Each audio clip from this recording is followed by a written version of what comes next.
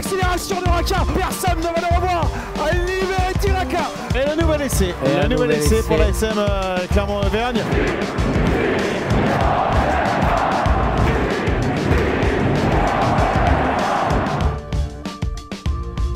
Salut et bienvenue dans Ici Montferrand, le podcast qui s'intéresse à l'actualité de l'ASM Clermont-Auvergne. Le thème du débat aujourd'hui, est-ce que Franck Azéma doit aligner son équipe type à tous les matchs d'ici la fin de la saison? Pour en débattre à mes côtés, Christophe Buron, Valérie Lefort, Arnaud Clerc. Bonjour messieurs. Bonjour. Bonjour. Et Salut. puis bien sûr, on fera un focus sur la rencontre entre Clermont et Toulouse qui a vu les Clermontois s'incliner de peu du côté du stade toulousain. Et puis bien sûr, toujours les tops et les flops et le quiz en fin d'émission. Mais pour commencer, les 3 infos essentielles ou non.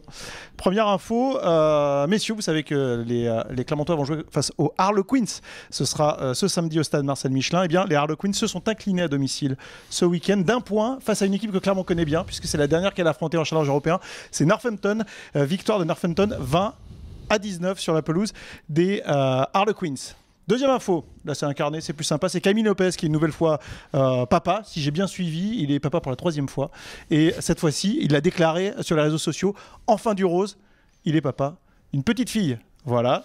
Troisième info, je pense que le carton jaune infligé à Tekori est un peu léger sur l'essai de Pesselli. Il y a aussi une belle cravate sur Wesley. L'arbitre ne demande pas la vidéo. Voilà, il y a 2-3 situations dans ce genre qui n'ont pas été sanctionnées alors qu'elles l'ont été dans d'autres matchs du week-end. On n'est pas tous arbitrés de la même façon. C'est ce qu'a déclaré Franck Azéma à l'issue de la rencontre face au Stade Toulousain. Alors messieurs, il n'a pas tort. Alors, je vais inaugurer, je vais faire un débat avant le débat. Il n'a pas tort parce que pour avoir revu le match, c'est vrai qu'il y a des couleurs de carton qui, enfin notamment celui de Tekori, hein, ça c'est clair, qui aurait mérité le rouge. Et Arnold doit en prendre un aussi. Arnold doit en prendre un sur le plaquage à retardement sur Nanaï Williams. Enfin, plaquage, c'est même pas un plaquage, il lui faut un coup d'épaule dans le museau. Et il sort quand même 2 minutes bien sonné, notre ami Nanaï. Donc je pense quand même que la perspective très proche des demi-finales européennes a beaucoup pesé dans les décisions de M. Poit, d'un côté comme de l'autre. Il n'a pas voulu sortir de carton rouge. Handicapé des équipes françaises. Il voulait, c'est clair, il n'a pas voulu sortir de rouge. Enfin bon, il n'y avait pas de raison d'en sortir côté Clermontois, mais côté toulousain. Donc la presse irlandaise ce matin était vent debout contre l'arbitrage Made in France du match d'hier. Ouais, de Monsieur Poit, effectivement. Surtout quand on voit le match la veille entre Paris, c'était Paris contre Agen, avec 2 Parisiens sortis sur carton rouge avec des dégâts beaucoup moins importants que Bérégaray, le pauvre qui est sorti sur une civière et qui a perdu connaissance quand même. Moi j'ai envie de poser une question justement par rapport au plaquage sur Bérégaray. Monsieur Poit, il parle du fait que Bérégaray soit baissé, que Tekori soit baissé aussi. Alors juste une question, oui alors voilà, c'est la question que je me posais parce que très concrètement, surtout Tekori il arrive à hauteur de la tête de Bérégaray. Normalement il doit le plaquer plutôt au niveau des côtes, pas au niveau de la tête. Donc qu'il soit baissé ou pas baissé, qu'est-ce que ça change? Après on a déjà vu ça en Nouvelle-Zélande l'année dernière avec Rémi Grosso, il s'est fait il s'est pris dans des conditions particulières aussi. Pareil, il s'était baissé et il a pris la tête du pilier néo-zélandais je crois, qui lui a fracturé le sinus je crois. Donc, il y a un décalage entre ce qui se passait depuis quelques semaines et quelques mois après les événements dramatiques qu'on a connus et puis certaines décisions effectivement là-dessus Azéma a raison quoi. Est-ce que c'est sérieux parce que concrètement mais pour la santé des joueurs, pardon Arnaud, mais pour la santé des joueurs. Ah non, c'est pas sérieux du tout. La circonstance atténuante du fait que Tekori soit baissé, pour moi c'est pas un argument valable quand on voit l'état de santé de Bérégaray. Là c'est clair qu'il va pas se relever, on le voit tout de suite. Donc moi je pense que ce match à une autre époque de la saison, la sanction aurait été différente. Il a posté dire une nouvelle rassurante à Johan Bérégaray sur les réseaux sociaux, on l'a vu avec une minerve, ça va. Mais bon c'est pas évident. Et au-delà du fait que tout le monde se soit extasié des essais, du résultat, de la farandole, il y a quand même de la casse dans un match comme celui-là, ça fait peur quand même. Et puis il y a de la casse au niveau des commotions dont on parle beaucoup en ce moment parce qu'il y en a eu quelques-unes quand même. Des commotions il y en a eu quelques-unes. Des protocoles, des joueurs qui sont revenus aussi, mais effectivement il y a eu pas mal de casse. C'était un match violent en plus d'être un grand match. C'est du rollerball. Violent, c'est peut-être pas le mot, mais ça a cogné match fort. Engagé, ça a cogné, ça a tapé fort et donc forcément. Vous dire pas violent parce qu'il n'y a pas de volonté de faire mal. Non, c'est quand même violent. Il n'y a pas d'intentionnalité, si vous voulez, Grégory, mais ouais, ça a tapé fort. Violent, il y a 2 sens. C'est pas de la danse en tutu, hein, on est d'accord. On est d'accord. Non, les impacts étaient faisaient du bruit. Ça doit être moche. Bon, j'espère que mon deuxième débat sera mieux parce que le premier, pour le coup, vous étiez tous d'accord. Deuxième débat, est-ce que l'ASM doit faire jouer son équipe type d'ici la fin de la saison à tous les matchs? Alors, pour ou contre Christophe? Eh ben contre. Aujourd'hui contre. Il y a 2 jours, j'aurais peut-être dit pour. Mais là contre. Valérie? Non, moi je suis contre. Contre Moi je vous dis oui. Ouais, vous êtes pour? Il va y avoir un débat. Oui. Et j'en suis. Alors justement, première question, est-ce que Clermont doit faire jouer son équipe type d'ici la fin de la saison à tous les matchs? On va se poser la question du calendrier de Clermont et on va le regarder. Clermont reçoit les Harlequins en demi-finale du Challenge européen, va la semaine suivante au Stade Français, ça va pas être un déplacement facile, reçoit Perpignan, peut-être une réception un peu plus facile pour les Clermontois, et encore, faut pas se rater parce que la finale du Challenge européen arrive à grands pas à Newcastle le week-end suivant, si toutefois les Clermontois sont qualifiés face aux Harlequins. Puis les Clermontois se déplacent à Toulon, puis ils vont recevoir Montpellier. Et ensuite, ce sera demi-finale et finale du top 14 pour faire 8 matchs si les Clermontois vont jusqu'au bout de toutes les compétitions. Alors évidemment, dans l'absolu, on pourrait se dire que les gars sont préparés physiquement, qu'ils pourraient enchaîner. Mais le match de hier démontre déjà que chaque match de haut niveau, face à des équipes du haut du tableau et des grosses équipes, il y a de la casse, quoi. On laisse des gens sur le carreau. Moi, je pense que cette année, ça va pas être un avantage de faire le match de barrage de top 14. Castres va pas réaliser, enfin, il n'y aura pas un Castres chaque année qui va sortir de nulle part et va gagner barrage, demi et finale. Il vaudrait mieux se qualifier directement pour la finale. Ouais. C'est-à-dire qu'aujourd'hui, il vaut mieux économiser des matchs quand on voit les dégâts provoqués de par l'intensité, de par la vitesse où ça va. Mais économiser des matchs, ça veut dire. Alors, moi, je suis d'accord avec Arnaud, ça veut dire qu'il faut être fait pour. Ça veut dire que oui, il reste que 4 matchs en championnat. Le Loup est revenu à 7 points, donc 8 avec le. Il y a 8 points d'écart avec le goal average particulier. La SM, on peut se dire qu'il y a 8 points d'écart. Donc, imaginons, c'est hypothétique, imaginons que Lyon prenne 20 points sur les 4 derniers matchs. C'est pas fait quand même. Alors, pardon, Arnaud, justement, je voulais juste faire un point sur le calendrier. Lyon, et on va regarder cette infographie préparée par Valérie Guinard. Lyon va à Agen, reçoit Bordeaux, reçoit ensuite La Rochelle, attention, là ça peut déjà faire 3 victoires pour les Lyonnais concrètement, et va à Grenoble, et là peut-être une 4e victoire pour les Lyonnais. Enfin, pour moi, ils n'ont pas gagné à Agen samedi prochain, c'est clair, déjà, 15 jours. Ils n'ont pas gagné à Agen. Imaginons qu'ils gagnent. Ils vont pas forcément prendre 5 points non plus partout. Ils vont pas prendre 5 points partout. Je pense que l'ASM doit gagner 3 fois pour assurer sa place en demi-finale. Moi, il y en a 2 à la maison. Moi, je dis 2, moi. 2, ça devrait suffire. 2 et des bonus. Comptablement, 2, ça va suffire à. Ils ont 7 points de retard, enfin 8 on a dit. Mathématiquement, 8 points d'avance, pardon. Mathématiquement, Arnaud a raison. Mais moi, je pense que 2 victoires suffiront pour aller en demi direct. Donc ça veut dire que de votre point de vue, le débat est clos. Non. Et on peut faire tourner. Moi, je pense que la nécessité de faire tourner, c'est pour économiser des joueurs pas exposer. Bien sûr. Parce qu'il y a des postes. Faut rappeler une règle, c'est que depuis le 31 mars, toute blessure ne peut pas être compensée par un joker médical. C'est le règlement. Donc tu finis avec ce que tu as en magasin. Ulugias se fait une blessure grave là demain. Et Beregara, on ne le revoit plus de la saison. On va être très très embêté derrière Kaiser au poste de talonneur. Bien sûr. Et moi, tu disais, Christophe, tout à l'heure qu'il valait mieux se qualifier directement en demi-finale pour s'économiser les matchs, pardon. Moi, je pense qu'il vaut mieux aligner son équipe type justement pour économiser des matchs et s'économiser un peu de temps de jeu. Non, mais tu as déjà fait 90% du travail là, c'est bon depuis le mois d'août. Mais il reste 10%. Oui, tu vas le finir. Et puis ceux qui sont derrière sont pas forcément, c'est pas des clampins non plus. Voilà. Depuis le début de saison. Tu parles pas des Lyonnais, tu parles des remplaçants, c'est ça? Non, je parle des remplaçants. Okay, oui. Non, mais voilà, tu as des mecs, je veux dire, il y a aucun souci, tu peux faire une deuxième équipe, c'est pas un souci. C'est la vraie différence. Oui, c'est pas un souci, mais. Et puis en plus, tu as des mecs qui sont impliqués là depuis le mois d'août ou depuis le mois de juillet, ils sont là, ça a toujours tourné, ça a toujours travaillé. Sauf que pour aller dans le sens d'Arnaud, on a vu que quand Franck Azema fait tourner, parfois Clermont a un peu d'avance, notamment à domicile, et puis se faire attraper en fin de match. Oui, mais après, ça fonctionne pas toujours très bien, quoi. Ouais, enfin c'est encore autre chose ça. Mais à certains postes, tu peux pas dire que ton équipe elle perd en qualité quand tu mets la Penderie à la place, à la place de Yato ou à la place d'Ituria sur un match, franchement, ou même à d'autres postes. Il y a d'autres joueurs, il n'y a pas de souci. Quand Zedlo joue à la place de Para, excuse-moi, alors en plus il enquille tout. Franchement, c'est pas une perte. C'est la vraie philosophie de Franck Azema. Voilà, en plus tu as un groupe, c'est normal. Il va le faire vivre jusqu'au bout et il va entretenir cette concurrence. Je dis pas qu'il a pas son équipe type dans la tête, il doit l'avoir clairement, mais il fera tourner. Je pense que c'est différent du foot, quoi. Voilà, tu as un groupe, la notion de groupe au rugby, je pense qu'elle est encore plus importante. Au foot, tu peux tourner, tu dis sur une fin de saison, il te reste 4, 5, 6 matchs, tu finis avec ton 11, tu as tes quelques remplaçants. Voilà, au rugby, c'est différent. C'est pas la même chose. Moi, l'intérêt que j'y vois, je le répète, c'est de s'épargner peut-être des blessures, de ne pas exposer trop les joueurs. Parce qu'il y a 2-3 postes, t'as intérêt à faire attention. Donc, rien que pour ça, il faut... Là, au talon, t'as pas trop le choix tout de suite, de toute façon. Non. Surtout qu'apparemment, des sports, il n'y a pas grand monde de prêt pour monter la marche. Donc, il va falloir inventer s'il y en a 2 sur 3 qui sont à l'infirmerie. Les Desma, ils peuvent jouer, non? Je sais pas. C'est peut-être un peu dur. Donc ça veut dire qu'il y a des joueurs qu'il faut mettre au frigo, très concrètement. Pas au frigo, mais... Parce qu'il faut du rythme, il faut garder le rythme, il faut quand même que les gars restent dans la compétition. Mais de tout aligner, de tout enchaîner, je veux dire, non, c'est clair qu'il y aura des équipes un peu, des formations d'équipes un peu différentes. On revient sur ce calendrier de Clermont, mais alors ça veut dire concrètement réception des Harlequins, là il faut mettre l'équipe type. Oui, là oui, Stade Français, non. Clairement. Au Stade Français, on peut faire tourner. Faire tourner. Hier, il a fait tourner. Il a quand même mis. Oui, bien sûr. L'équipe qui a joué hier, je pense qu'elle peut les gagner au Stade Français. Et hier, le Stade Français qui joue une place dans le top 6. C'est compliqué aussi. Oui, mais toi, tu t'en fous que le Stade Français soit dans le top 6 ou pas? Non, mais c'est pas ton problème. Non, mais ça veut dire que le Stade Français.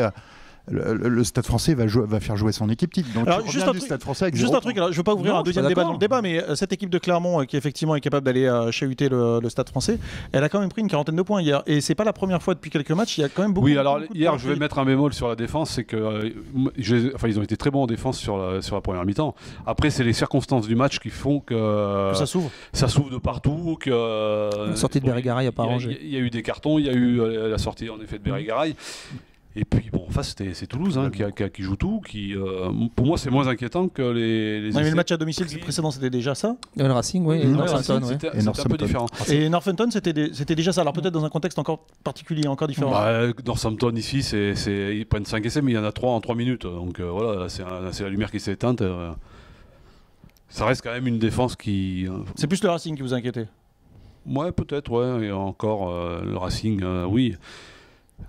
C'est ce qu'a dit Azema dans la semaine, et puis on peut le redire, c'est que c'est surtout le manque de réalisme. Ils auraient dû mettre 20-25 points d'écart entre eux et le Racing, et là il n'y aurait plus de match.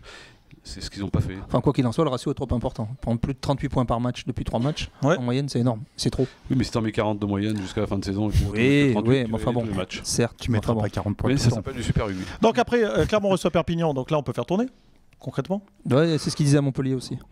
Ouais, on peut. oui. Ils peuvent. Mais tu peux aussi préparer tes mecs hein. juste avant une éventuelle finale de Coupe d'Europe. Donc oui, mais enfin là on voit qu'à Toulouse, Franck Azema a fait tourner avant la demi-finale de Challenge européen, donc sa philosophie serait plus de faire tourner, effectivement. Ouais. Tu verras. Mais bon, c'est les circonstances qui dicteront. Mais bon, finale de Challenge à Newcastle, là on fait pas tourner, non, forcément. S'il y a finale, déplacement à Toulon, on fait tourner ou pas? On peut, clairement, oui. Mais tout ça, ça va être ajusté à l'aune des résultats de ce qu'on va voir, de ce que va faire le Loup. Plus rien. Voilà. Si tu reçois Montpellier, dernier match, et que Montpellier joue plus rien non plus. Voilà. Bon. Le Loup, ils vont pas s'amuser à Agen. Si le Loup perd un match. Oui, ce week-end, j'ai compris. Oui. C'est clair. Dans 15 jours. Si le Loup. Pardon, oui, dans 15 jours. Si le Loup perd un ou 2 matchs, voilà, c'est plus du tout la même gestion de l'effectif que si les autres font carton plein, enfin si les Lyonnais font carton plein, quoi.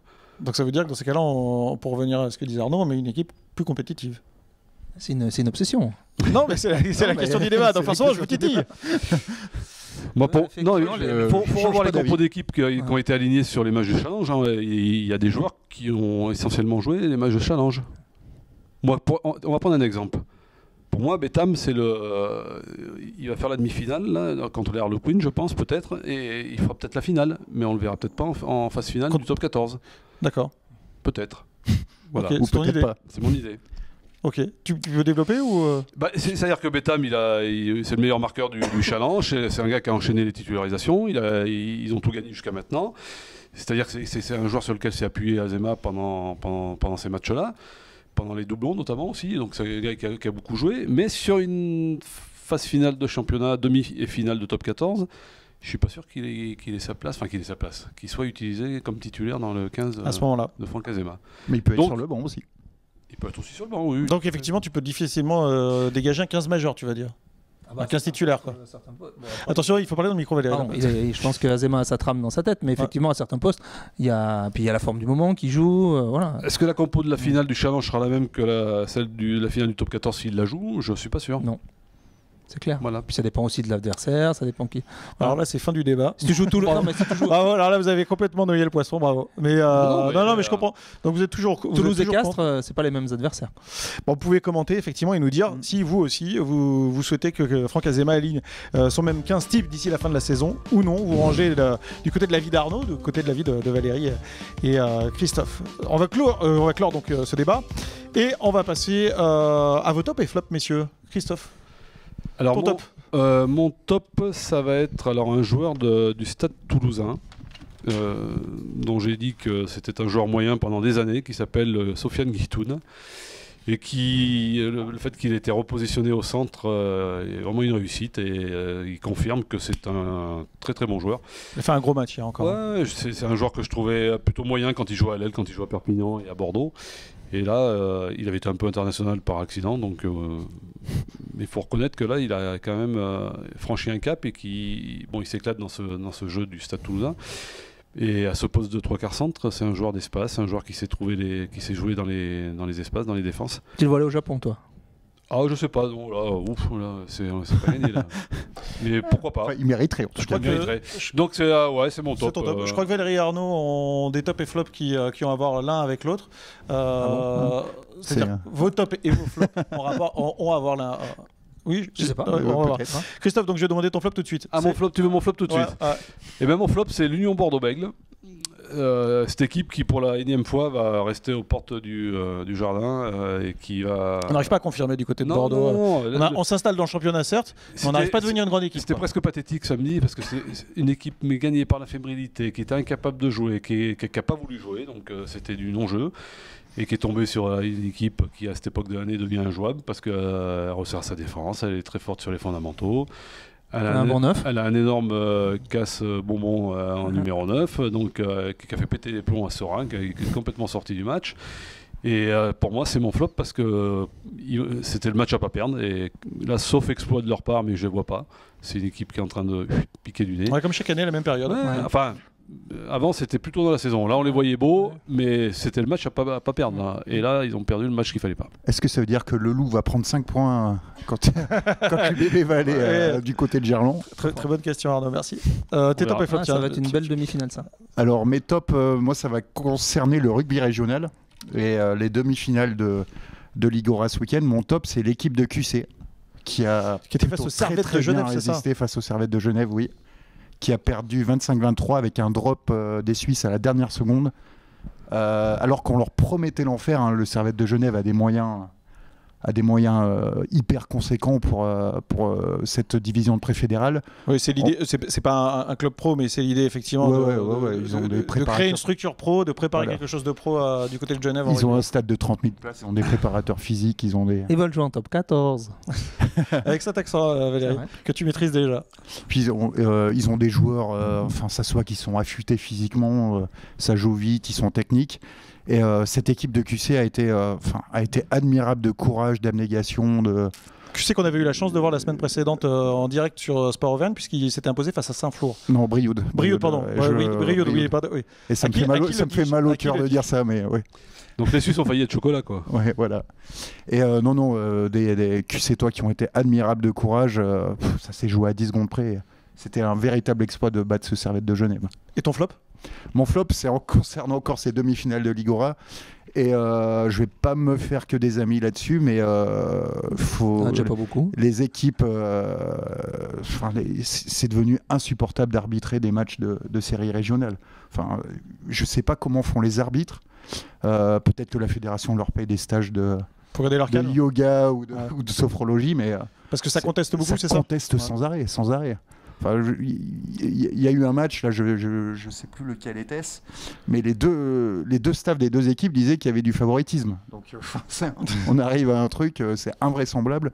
Bon, je sais pas comment ils font pour garder leur calme. C'est vrai qu'on commence à assister à une dérive, on le voit sur les matchs. Et les arbitres sont de plus en plus. Au début, ils étaient un peu houspillés.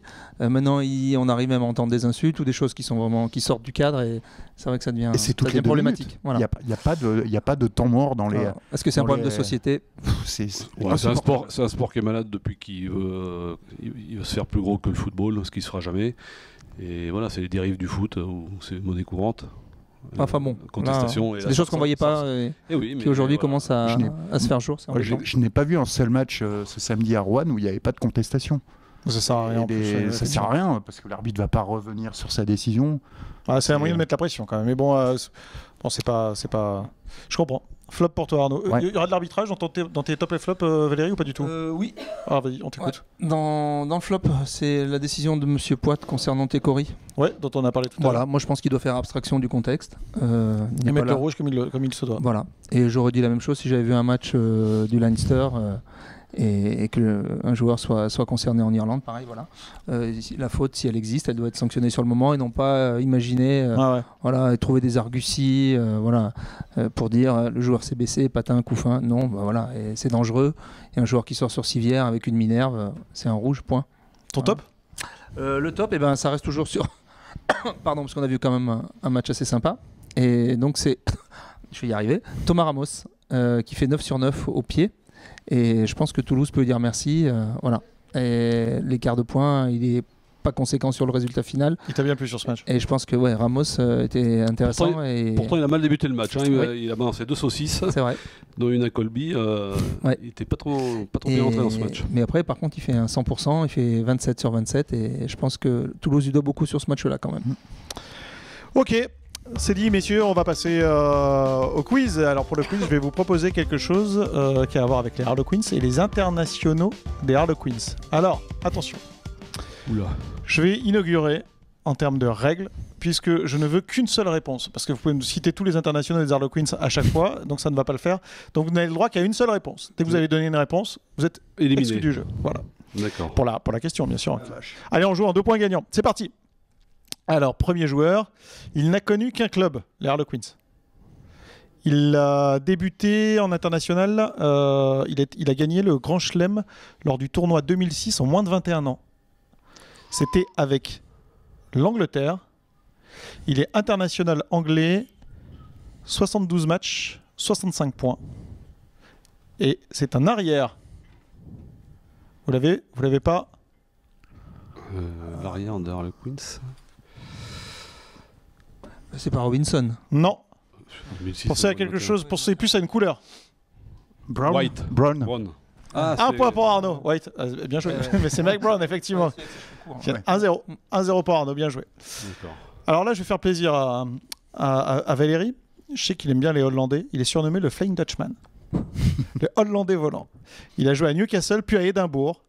Il compte 33 sélections. Il a marqué 70 points avec la sélection écossaise. Son nom commence par un S. Non. C'est pas lui? Non. T'es éliminé. Il est international écossais. Ouais. Et il est ailier. Le grand, là. Bah ouais, je vois que lui. Mais... Maitland? Non. Non, c'est pas ça.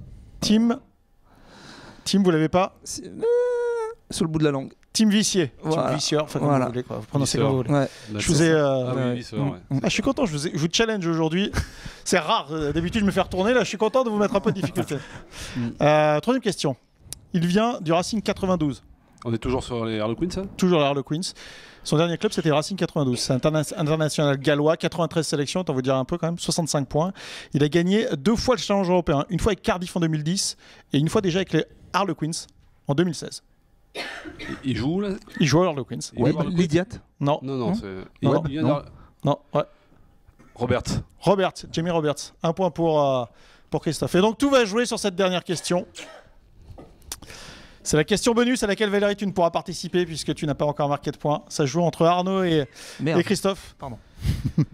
Nous sommes à l'antenne, cher ami. Ouais, je me suis lâché. Il est... Écoutez bien. Il a été... D'ailleurs, je ne sais pas s'il est toujours, mais je crois qu'il n'est plus. Mais il a été très longtemps consultant télé. Il ne joue plus aujourd'hui. Il a été consultant télé. Dallaglio? Non, il est français. Il a commenté des Coupes du Monde. Thierry Lacroix. Exactement, elle est pour Christophe, cette dernière victoire. Ouvreur des Harlequins, en effet. Effectivement, Thierry Lacroix, international français, donc qui a joué aux Harlequins. Merci, messieurs. J'ai voulu anticiper. Mais... Eh oui.